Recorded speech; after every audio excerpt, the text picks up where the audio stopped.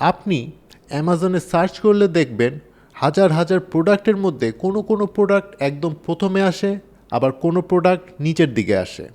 কিন্তু অ্যামাজন কিভাবে এটা ডিসাইড করে যে কোন প্রোডাক্ট প্রথমে আসবে আর কোনটা পরে? চলুন আজকের ভিডিওতে আমরা সহজ ভাষায় বুঝে নিব অ্যামাজন সার্চ র্যাঙ্কিং কিভাবে কাজ করে। অ্যামাজন সার্চ র্যাঙ্কিং হলো এমন একটা সিস্টেম যার মাধ্যমে অ্যামাজন ডিসাইড করে কোনো কিওয়ার্ড সার্চ করলে কোন প্রোডাক্ট কত নাম্বারে দেখানো হবে। দেখুন, অ্যামাজনের মূল লক্ষ্য কিন্তু একটাই, কাস্টমার যেন সবচেয়ে রিলেভেন্ট প্রোডাক্টটা খুঁজে পায় এবং শেষ পর্যন্ত সে যেন সেটা পারচেজ করে। এবার বলছি কোন কোন ফ্যাক্টর অ্যামাজন বিবেচনা করে এই সার্চ র্যাঙ্কিংটা ডিসাইড করার জন্য। প্রথমেই অ্যামাজন দেখে কাস্টমার যে কিওয়ার্ডটা লিখেছে সেটা আপনার লিস্টিংয়ের সাথে কতটা মিলেছে। এই কিওয়ার্ড থাকতে পারে আপনার title, bullet points, product description বা ব্যাক এন্ড সার্চ টার্মে। রেলিভেন্সি যত বেশি হবে, সার্চ রেজাল্টের শুরুতে চলে আসার সম্ভাবনা ততই বাড়বে। অ্যামাজন এমন প্রোডাক্টকে বেশি গুরুত্ব দেয় যেগুলো আগের থেকেই ভালো বিক্রি হচ্ছে, কারণ অ্যামাজনের কাছে সেই প্রোডাক্টের পারফরমেন্স ডেটা থাকে।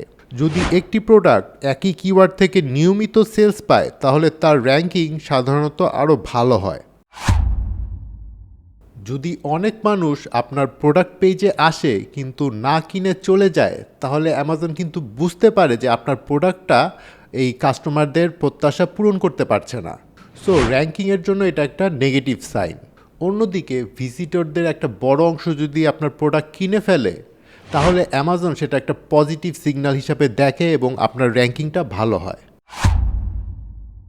ভালো রিভিউ, হাই রেটিং, পরিষ্কার প্রোডাক্ট ইমেজ, কম্পিটিটিভ প্রাইস এবং পর্যাপ্ত স্টক, এসব বিষয়ও র্যাঙ্কিংয়ে প্রভাব ফেলে, কারণ অ্যামাজন সবসময় চায় কাস্টমারের শপিং এক্সপিরিয়েন্স ভালো হোক। এই জায়গায় অনেকের মনে এই প্রশ্নটা আসে যে পিপিসি বা বিজ্ঞাপন চালালে কি অর্গানিক র্যাঙ্কিং বাড়ে? সরাসরি না।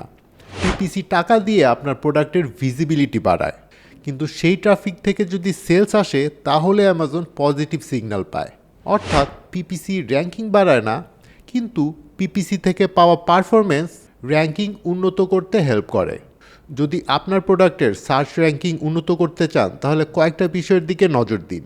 সঠিক কিওয়ার্ড রিসার্চ করুন, লিস্টিং ভালোভাবে অপটিমাইজ করুন, হাই কোয়ালিটি ইমেজেস ইউজ করুন, কম্পিটিটিভ প্রাইস রাখুন, পিপিসি ক্যাম্পেইনের মাধ্যমে ইনিশিয়াল সেলস আনুন, অ্যান্ড কাস্টমার এক্সপিরিয়েন্স ভালো রাখুন। এই বিষয়গুলো ঠিক থাকলে ধীরে ধীরে আপনার অর্গানিক র্যাঙ্কিং উন্নত হওয়ার সম্ভাবনাও বাড়ে। মনে রাখবেন, অ্যামাজনের সার্চ র্যাঙ্কিং কোনো একটা বিষয়ের উপর কিন্তু নির্ভর করে না। কিওয়ার্ড, সেলস, কনভার্সন এবং কাস্টমার এক্সপিরিয়েন্স সব কিছু মিলিয়েই অ্যামাজন ডিসাইড করে কোন প্রোডাক্ট আগে দেখাবে।